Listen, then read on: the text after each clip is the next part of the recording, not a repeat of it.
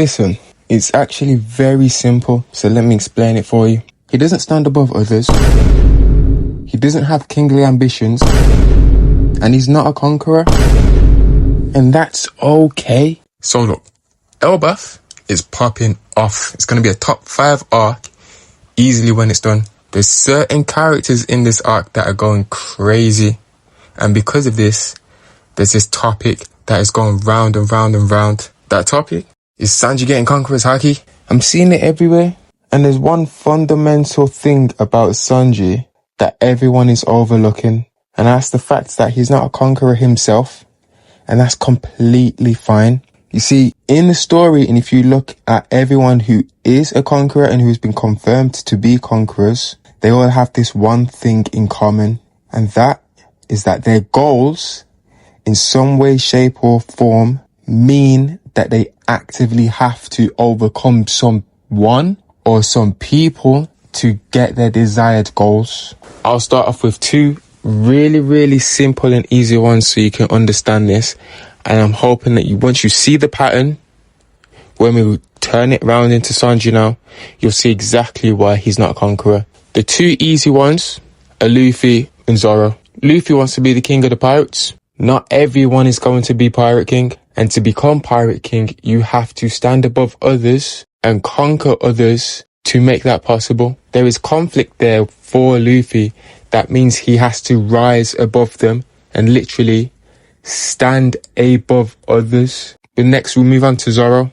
Zoro wants to be the world's strongest swordsman. Only one person can be the world's strongest swordsman. And for Zoro to accomplish that dream, he literally has to conquer and stand above Dracula Mihawk, who is the current world's strongest swordsman. In both of those ambitions, it's clear to see that for Luffy and Zoro to reach their dreams, they have to face that conflict and rise above it. Now, this can be seen in every single conqueror that there is. Big Mom's ambition was to have a tea party with every single race. What makes her a conqueror is how she's going about doing it. She's doing it by force. She is conquering another person's will and dragging them into that tea party, kicking and screaming.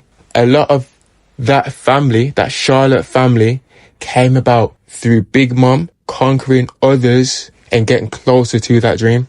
We'll have a look at another pirate, Shanks. There's not too much that we know about Shanks right now at the moment, but what we do know is that for the majority of the story that's happened so far, Shanks has been the guy to keep the balance of the world intact. He went and met Kaido and stopped Kaido from going to Marineford. And I'm pretty sure the status quo that we have in the One Piece world right now, a lot of that is due to Shanks' actions that hasn't been seen yet. How is Shanks now kept that status quo? By force, by conquering others. And it's by force that he's capable of having probably one of, if not the weakest, Yonko fleet that we've seen. And yet no one is willing to mess with them or touch them simply because of how dominant Shanks can be. There's one conqueror that I haven't mentioned, and I haven't mentioned him on purpose because I'm going to mention him right now because his ambition and his goal is quite close to Sanji's goal. So before I get to him, let's talk about Sanji's goal. Sanji's got a main goal, and that goal is to reach the All Blue. You could also argue that another goal of his is protecting the women in his life, and not just in his life, but in the world. Sanji is a very kind-hearted soul. He's been through a lot, but he enjoys giving joy to others through his food and through his protection. This protection is just like Charlotte Katakuri. Now, Katakuri, that's his ambition, protecting his family. Those two protections are very similar, but just like with Big Mom, the difference is in the approach. Sanji, when he comes to protecting his people, or when he comes to protecting the women around him, he's more of a shield. He's there to stop attacks. He's there to keep the women safe, but he very rarely will go on the assault. With Katakuri, when it comes to protecting his family, he's more of a sword. That was a whole thing with his flashback with Broly, and we saw what happened to Broly and when they were all kids. We see the pain that it caused on Katakuri, and the pain that then he went out and lashed onto the others. Sanji's just not that type of guy, and that's okay. See, the difference between the conquerors and the non-conquerors is the standing above others. When going into conflict and winning that conflict, you're standing above your opponent. It's not necessarily about that ambition that they have. It's about going out and forcing that will onto another person so that they fall down.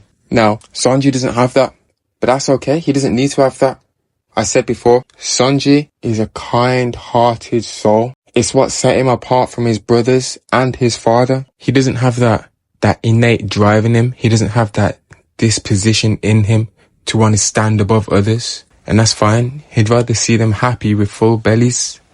This Sanji will get Conqueror's Haki theories. A lot of them come from comparing Sanji with everyone else. Oh, if Zoro has Conqueror's Haki, then Sanji should.